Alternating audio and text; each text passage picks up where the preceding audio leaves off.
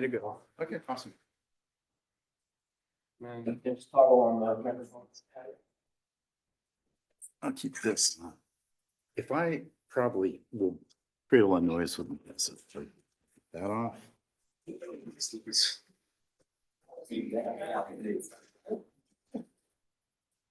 Great.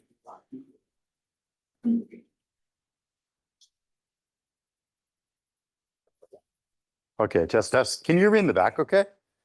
Awesome. Okay. All righty, welcome. I guess we're at time, so we'll start up. Hi, thanks for coming. My name is Paco. I'm from Sensing, and I'm here to talk about entity resolution, but really in the context of graphs. What does this mean?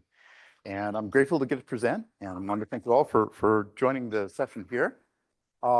There's a larger slide deck. There's a lot of resources.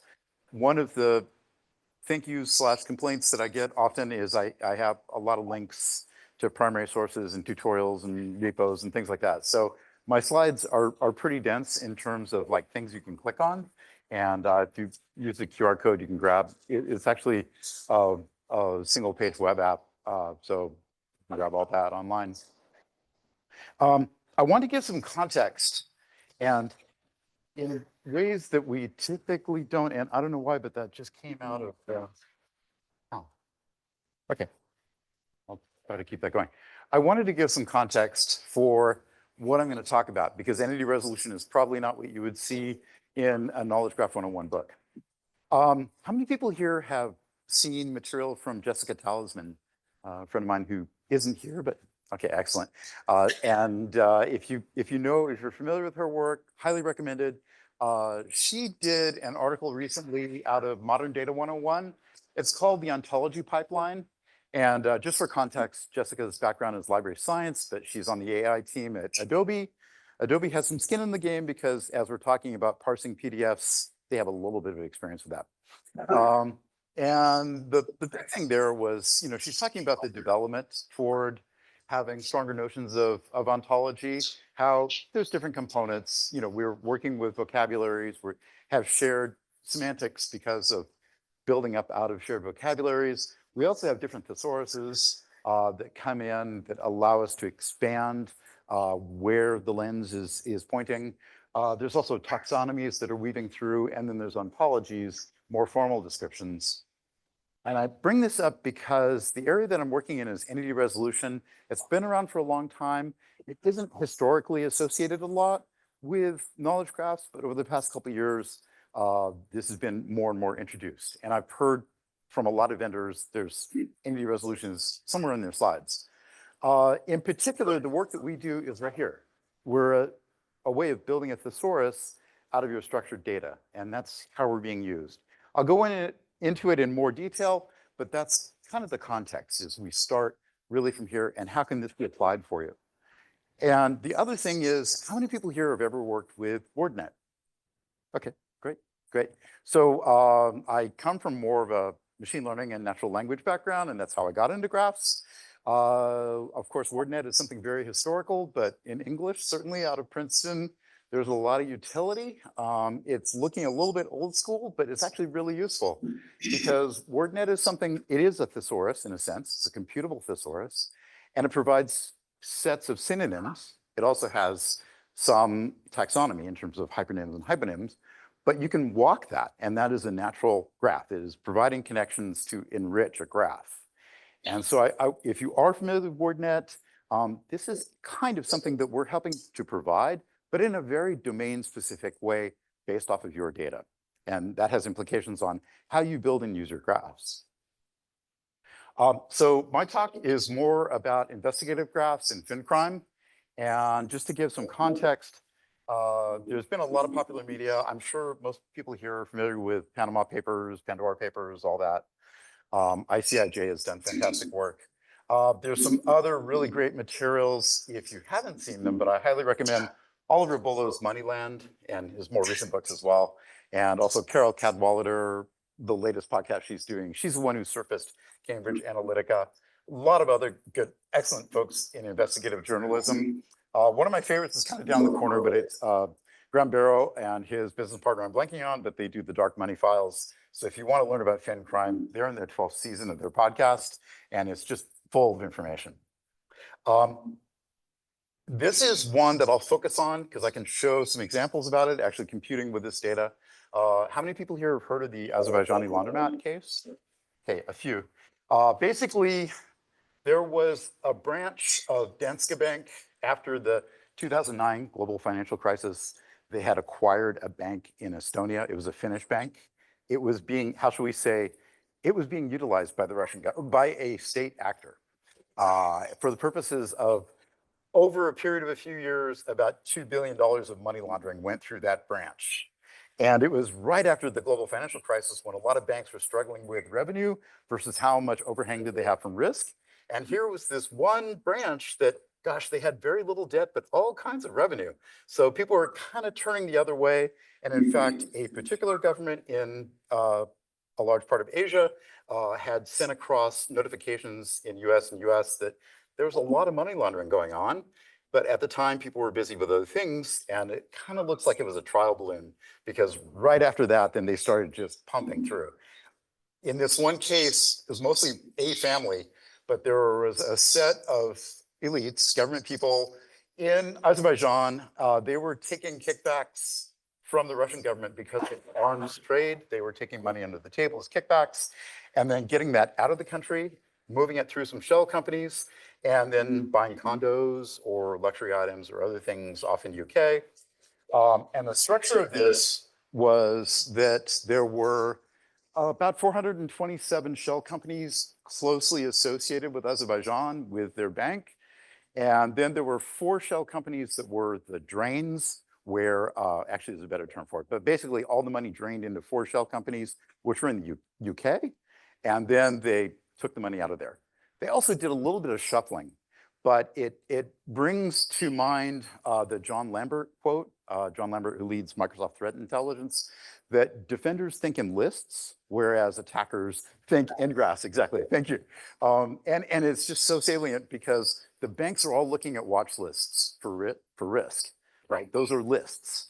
But yet the people doing the dirty deeds, they're working across networks. And so a lot of the work now is to understand how can we detect the graph patterns? How can we look at what's happening across graphs to find this and try to interdict it? In this case with the Azerbaijani laundromat, this was 12, 13 years ago. So far, nobody's gone to jail. There's at least one member of parliament in Italy that brags about how he took 20 million euros and he'll never go to jail. We'll see. Germany actually put 2 people on trial earlier this year because there's a whole lot of bribery that came out of this too, especially in the EU. But I'll come back to this because we've got the data. And actually the talk that was supposed to be before me, Michelle's talk, she couldn't attend, but that was from an organization in DC called The Sentry. And they have a really brilliant interactive visualization of the Azerbaijani laundromat. And it's based off of Linkurious. You can go on the web and check it out in more detail. But the scope of the problem is a really interesting thing. There are estimates that at least in terms of money transfers, not crypto, but like money transfers, there's about 3 trillion a year in terms of dark money that's flowing across the world. And these money flows are powering other things. You know, they're powering weapons transfer, they're powering human trafficking, even in like illegal fishing and illegal timber. So if you can get at the money, then you can help interdict other things that are also quite bad. And the other point that I want to raise about this is if you go to UK, currently there's been a drop in violent crime in the UK, but there's been a dramatic rise in fraud. At this point, more than 40% of all crimes in the UK are fraud. And you talk to law enforcement, you talk to federal or government agencies, you know, the bottom line there is it's a lot easier to steal somebody's grandmother's bank account than it is to go out on the street and pull a knife on somebody and ask for their wallet. And you can also do this in a coffee house or in your flat. So we're seeing more and more of the criminal activity move into network organized crime, working in some form of fraud, whether it's financial or retail or insurance or healthcare, et cetera, et cetera. But this general area is very interesting because of the numbers. And also the techniques that are being used here rely on graphs and the same techniques that are used to catch the bad guys can also be used to identify your best customers. It's much the same in terms of graph algorithms and approaches. The challenges in this, though, is historically, the banks have some level A frontline analyst who's working through a case management tool, and they're having to look record by record at the transactions and piece it together mentally. Literally, in many cases, this is still going on. In the case of Azerbaijani laundromat, there were 17,000 records leaked by a whistleblower that were the actual financial transactions for $3 billion. About 4,021 of those were actual transfers. The rest were bogus invoices and things like that. There's a lot of accounting nonsense going on. But even at the scale of like 4,000 money transfers, a human can't make sense of it. So we're really relying on, for law enforcement and for counterterrorism and the rest, we're relying on being able to have better tooling and particular graph technologies for that.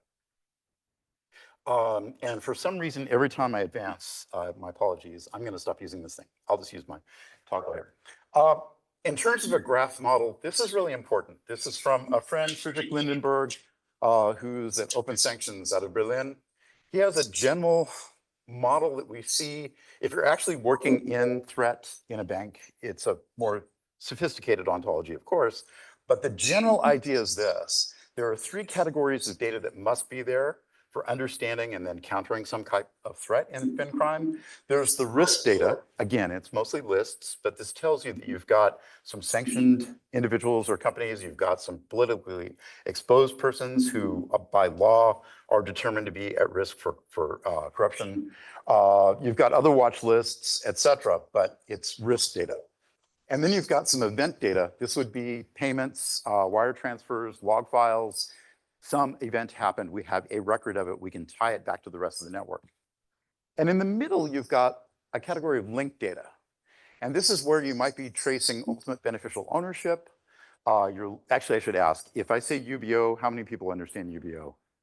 A couple, okay, great. It's really weird. It's one of the strangest areas of law and finance that I've ever heard of. But the gist is this. Say I own a grain mill. We're grinding, making flour. And one of our best customers is a bakery. So I go out and I buy 60% of the bakery. And then I've got controlling interest. But the bakery goes out and buys 2 restaurants that are its best customers. And it has 51% controlling interest. You go down that chain, pretty soon, I'm manipulating all these companies out there across the graph, but I only own like 5 or 10% nominally. And so as far as the regulation.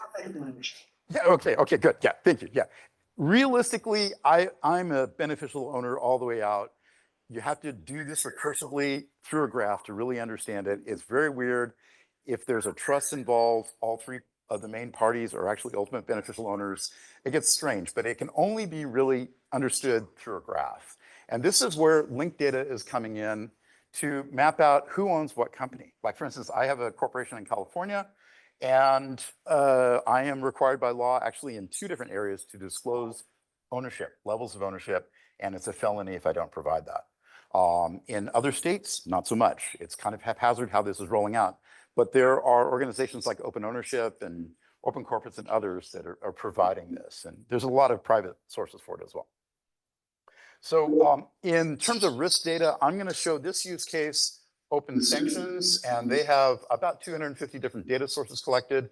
They're actively working across the world. There's a lot of open source intelligence, a lot of investigative journalism, but they're putting together the risk side of this data model. And then in terms of linked data, there's Open Ownership. They've been partnering a lot also recently with Glyph, which is the LEI index. And Glyph came out after 2009. If you're involved in certain types of trades, you must identify your business unit. You must have a unique identifier. But that's expanded out. And now there's a common consortium, if you will, that's been starting up, started by Open Ownership and Glyph. It's called Godin, and they're adding more and more people to that. But it's the linked category of data. And then in the risk category of data, there's not much. In terms of open data, OCCRP is an organization that takes whistleblower leaks and then codifies the PDFs into data sets that we can use. And that's what I'll show for Azerbaijani laundromat. Usually this kind of data never leaves the bank. So it's going to be something like a suspicious activity report, a SAR, And I've been yelled at by banks even for asking what the schema of their SAR was like, even though I was supposed to integrate with it somehow without knowing the It's schema. because knowing about anti-money laundering controls is an indicator that you're trying to launder money. Exactly, yes. No, I'm trying to stop it. Ugh. This is a very frustrating area. We work in entity resolution. And so you may have heard of this as deduplication or disambiguation or entity link or record linking, a lot of names, but it's relatively the same thing. And it sounds easy, but it's not. And so I'll go into that. The idea is that you have two or more structured data sources. You have multiple data sources, and you want to peel off some features, typically PII, like name, birthday, address, affiliation, tax code, et cetera, et cetera. If you're a vessel, your transponder code. If you're an organization, maybe your Dun & Bradstreet number or something like that. You peel off those features, and then what we're doing is, for us at least, an approach we call entity-centric learning, but essentially we triangulate on those features. Because the tradecraft for fraud is to mess with that data and break the links. And so if you come in and just try to match record to record and do a fuzzy string match, it'll fail. You'll lose the edge cases. The edge cases are where the value is. So instead, what we have to do is a more holistic approach, and we're looking at these features across the different data sets. We're triangulating and creating a kind of overlay that links to your data records as evidence. But then also looking probabilistically at what are the other entities that might be close to the one that I'm considering merged now. I don't have enough evidence to slam these together, but if I'm doing an investigation, this lead is where I'd start. It's really hard when you start doing that across different languages and cultures. So I'll show that. But just as far as background on the company, how many people have seen the movie 21, Kevin Spacey? Okay, awesome. At the end of the movie, they're talking about bad guys, new technology, they're going to get shut down. We're the bad guys. So our company started out of Mirage, even before Mirage launched in Vegas. And our founder created what was called non-obvious relationship awareness, basically graph understanding of potential fraud tradecraft. It was used for countering threats in the casinos. And then IBM picked it up. And then we spun out, and In-Q-Tel was one of our funders. We've done a lot of work in public sector.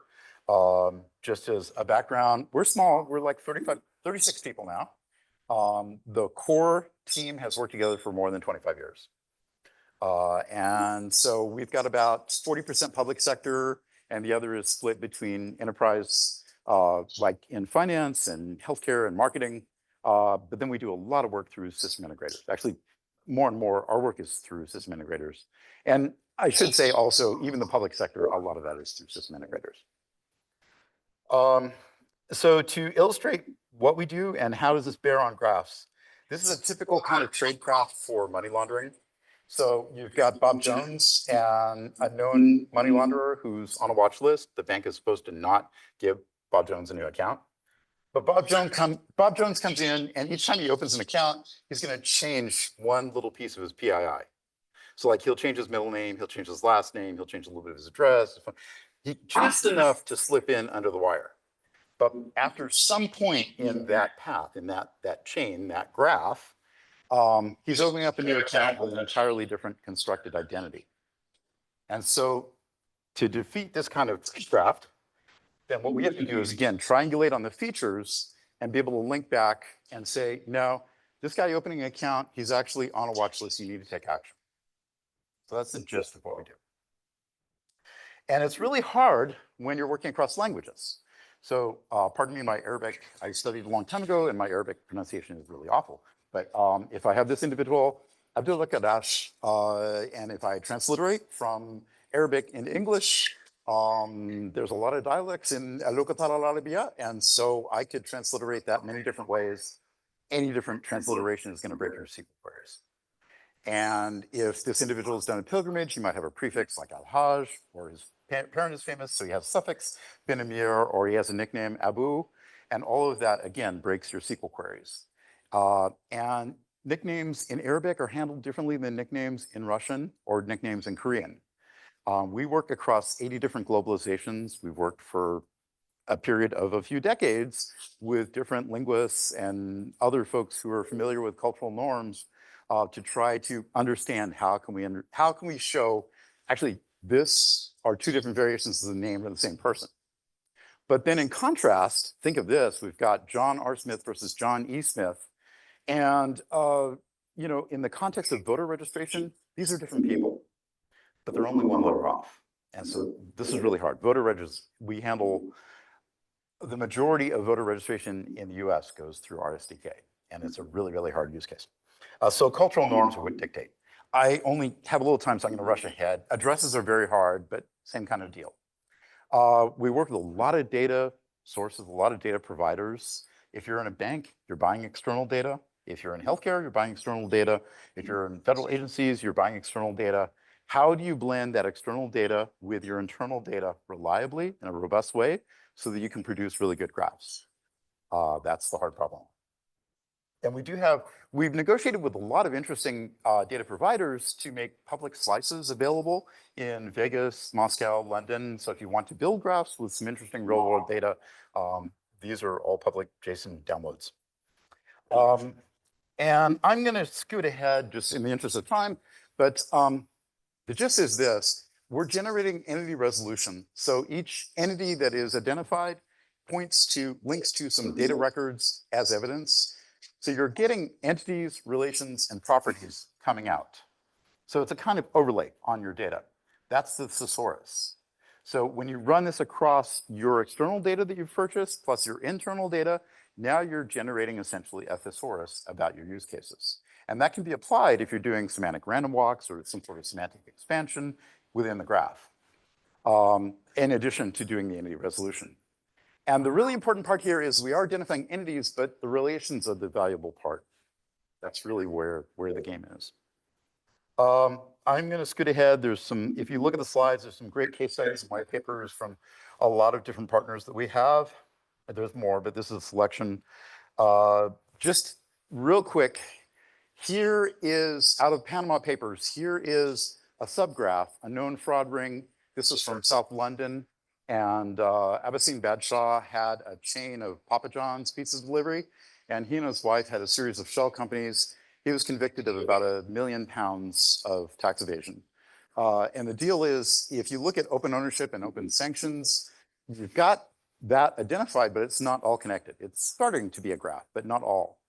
Once you run entity resolution, then the parts are all connected. And then if you run graph algorithms such as centrality analysis, the main players bubble up to the top. It's like running PageRank.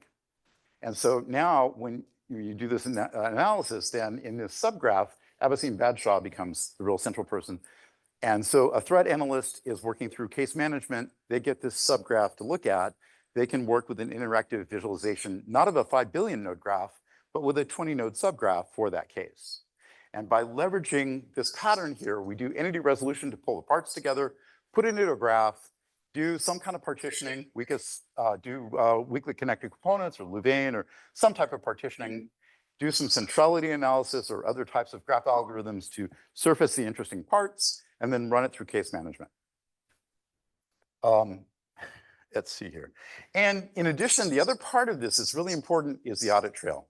Because if you're going to have to go in front of a judge to get warrants or make an indictment or trial or sentencing or parole or whatever, you've got to prove what you're doing. And the same thing in finance. If you're going to make a big decision, merger and acquisition, you've got to have backing information. So we have a lot of tooling, not just to do the real-time work, but to do the audit trail. And so we have EDA tools where you can go and follow what is all the evidence. And this is also good for investigations.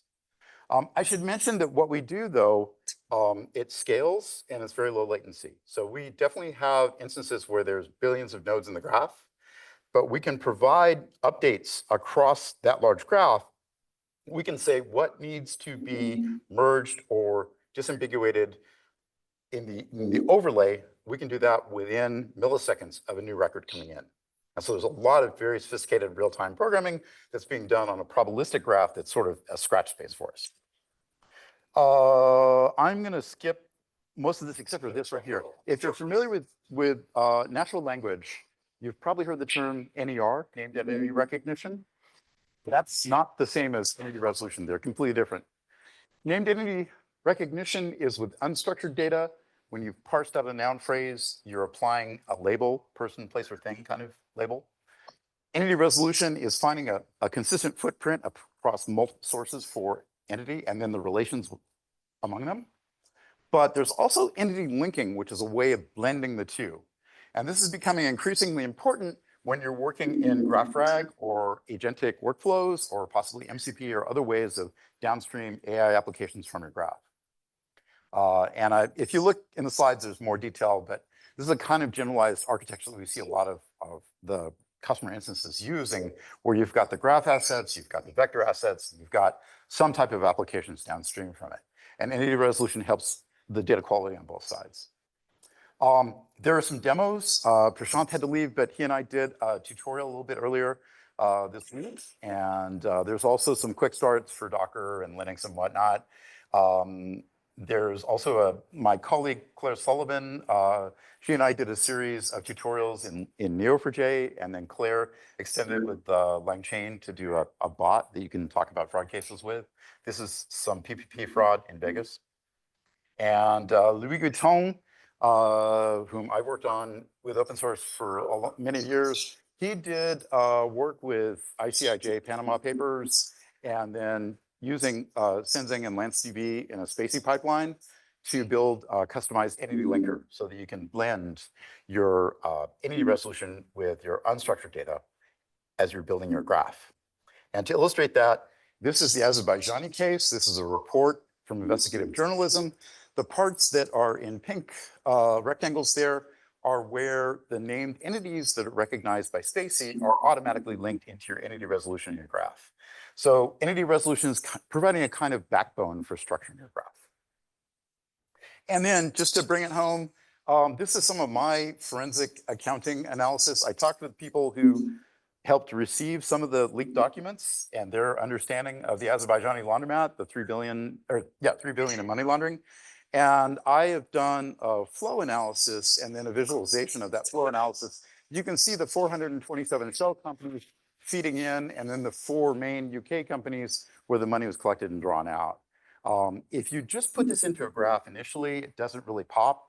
Once you start to do the flow analysis, though, you can see the trade graph just pop right out. And there are ways to get involved if you're interested in this area. Both open ownership and open sanctions, they have some interesting organizations, also some interesting ontologies they're developing for this. Follow the money and the BOD standard both. There's also ways to get involved if you want to be working with whistleblowers and converting data into graph data. They're definitely looking for volunteers, people who understand this area. And I'll shout out to Graph Geeks. Yeah, Amy's in the back, and we have a study group for investigative graphs. We've been going through this and talking with experts. And also, I do a webinar every month with graph experts, especially talking about these kind of cases. But again, catching the bad guys is a lot of what we do, but the same techniques apply to finding your best customers. If you're in like marketing, hospitality, you're looking at household cases, things like that. So I'm out of time, but thank you very much. I appreciate it.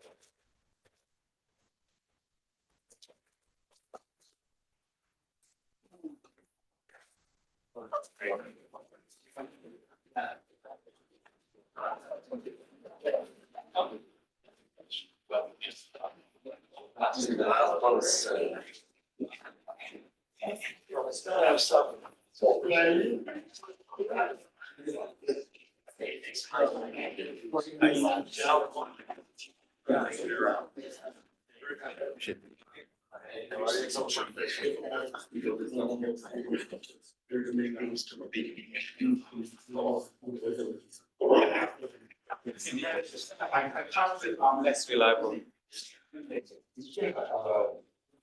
Very important.